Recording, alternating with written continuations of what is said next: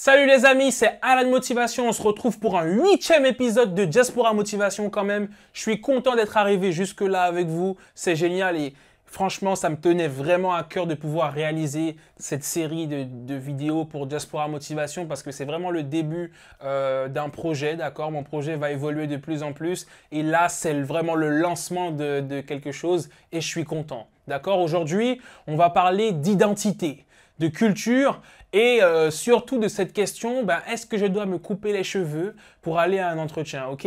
Ce sujet-là est vraiment intéressant, donc j'attends d'avoir vos avis en commentaire. C'est parti les amis, let's go!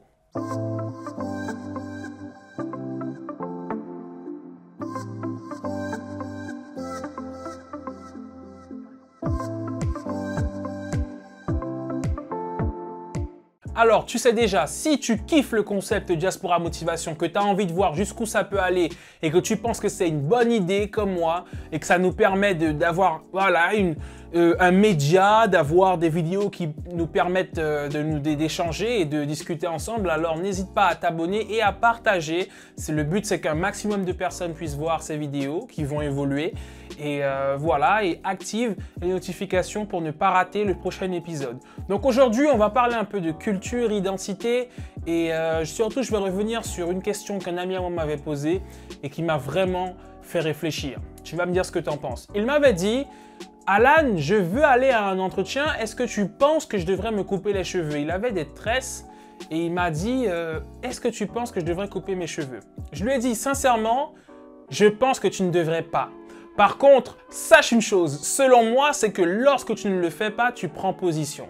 Ça veut dire quoi? Ça veut dire, mais en fait, déjà, pourquoi est-ce que je devrais couper mes cheveux pour aller à un entretien? Ça veut dire quoi en fait? Ça veut dire que mes cheveux ne font pas propre, mais toujours mes cheveux ne font pas propre aux yeux de qui et aux yeux de quoi, aux yeux de quel système? Moi, j'aime bien revenir sur ça. Est-ce que tu penses, par exemple, toi, que c'est normal de devoir, par exemple, te couper les tresses, te couper les locks, te couper l'afro, te couper le dégradé et te mettre tête sec parce que tu veux aller à un entretien et parce que tu veux être, entre guillemets, bien vu? Mais en fait, c'est quoi cette pression? Moi, je pense que nos coupes de cheveux sont propres à nous, ne font pas sale, d'accord? Un dégradé, ça fait pas sale, des nattes, ça fait pas sale, mais on nous fait croire que c'est pas professionnel. Mais dans quel contexte c'est pas professionnel en fait? J'ai l'impression, et je pense que c'est pas qu'une impression, que c'est dans un système dans lequel je réfléchis à quel mot j'emploie à partir de maintenant.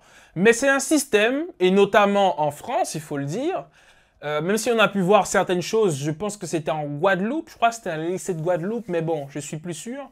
Mais en tout cas, on nous fait croire que notre identité n'est pas professionnelle, que notre culture, quelque part, n'est pas professionnelle. Pour moi, ma culture, c'est mon identité. À partir du moment où tu m'amputes ma culture, tu m'amputes mon identité et je n'ai plus d'identité. Tu vois ce que je veux dire? Pour moi, ma culture, c'est la culture guyanaise, c'est le folklore, c'est tout ce qui est propre à moi, c'est mon accent, ce sont mes habitudes, ce sont mes coupes de cheveux aussi en tant que noir, il faut le dire. Parce que pour moi, ça va un peu plus loin qu'une identité guyanaise, c'est une identité noire, d'accord? Et toujours avoir cette pression de se couper les cheveux, quelque part, c'est vouloir mettre de côté ma propre identité. Et mettre mon identité de côté, c'est me mettre de côté en tant qu'être humain, d'accord? Donc, à partir de là, je lui ai dit, franchement, moi, je te conseille de ne pas le faire, mais sache que tu prends clairement position, d'accord? Face à des gens qui considèrent que ton identité, là, à proprement parler, ne fait pas professionnel. Ok?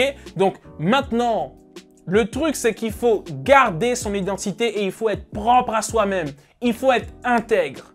Il faut être honnête avec soi-même et il faut rester soi-même surtout. Si on t'accepte, c'est pour ce que tu es et si on ne t'accepte pas, c'est également pour ce que tu es. Mais il ne faut pas changer pour les gens parce que les gens ne changeront pas pour toi. Tu vois ce que je veux dire? Et à partir de là, je me suis rendu compte vraiment qu'il fallait qu'on mette en avant, les amis, notre identité et notre culture. Et toi, par exemple, en tant que jeune de la diaspora antilo-guyanaise, est-ce que tu as déjà fait face à ce problème-là? Est-ce que tu t'es déjà posé la question en te disant « Oui, mais je vais à cet entretien-là, est-ce que je suis bien coiffé? Est-ce que je dois mettre mes cheveux comme ça? Est-ce qu'en tant que femme noire, je peux mettre mon afro ou pas? Ça va paraître comment? Est-ce qu'on t'a déjà fait des remarques en entreprise? Je suis sûr que oui. Donc, partage avec moi en commentaire pour que ça puisse nourrir encore une fois la saison 2 de Diaspora Motivation. Et on va aller de plus en plus en profondeur dans ces sujets-là pour vraiment cadrer et avoir de plus en plus de contenu sur la diaspora et ce qu'elle vit réellement, quoi. Ce qu'elle vit réellement dans l'Hexagone. Mais en tout cas, voilà, c'est ce que j'ai dit à ce pote. Coupe pas tes cheveux, mais sache que lorsque tu ne le fais pas, comment dire, tu prends position. Et là, après, c'est pas grave si t'es pas accepté. Mais t'es pas accepté pour ce que tu es. Et tu ne changes pas pour eux. Et puis, très, très important, hein, toujours les amis, dites-vous, je suis rejeté, mais dans quel contexte? C'est qui le directeur? C'est qui le RH? Quelle est leur vision de moi en tant que noir, en tant qu'Antille-Guyanais? Voilà. Il faut se poser ces questions-là et dire quel rapport ils ont avec nous pour comprendre à qui on a affaire. Mais je pense qu'aujourd'hui, pour la plupart, on sait à qui on a affaire, d'accord? Donc, en tout cas, moi, je fais partie de ces personnes qui vont vous dire gardez vos coupes de cheveux comme elles sont. Pourquoi? Parce que c'est votre identité et nous n'avons pas à effacer notre identité, à effacer notre culture, nos habitudes pour être embauché. On doit savoir être embauché pour ce qu'on est et ce sont les gens qu'on a en face qui doivent changer de comportement, pas nous, parce que c'est légitime. D'accord? Donc, si tu te poses ces questions-là, comment dois-je aller en entretien? Est-ce que je dois faire ci, ça, ça, ça? Il faut qu'on s'impose également. D'accord? Je pense que c'est très important. Donc, donne-moi en commentaire tes retours, ce que tu as pu vivre par rapport à ça. On va essayer de faire des interviews, on va produire de plus en plus de contenu pour la diaspora antille-guyanaise, mais c'est important d'avoir ton retour. Ça m'intéresserait de savoir ce que tu penses par rapport à ça, par rapport à la culture, par rapport à ton identité, comment tu la définis. Pour toi, c'est quoi l'identité? Partage, je suis tout oui et j'ai hâte de lire vos commentaires, d'accord? Donc c'était à la motivation pour une nouvelle vidéo, d'accord? Ici, aujourd'hui, on a parlé culture et identité et on se retrouve très vite pour un prochain épisode de Diaspora Motivation. À bientôt les amis, ciao ciao!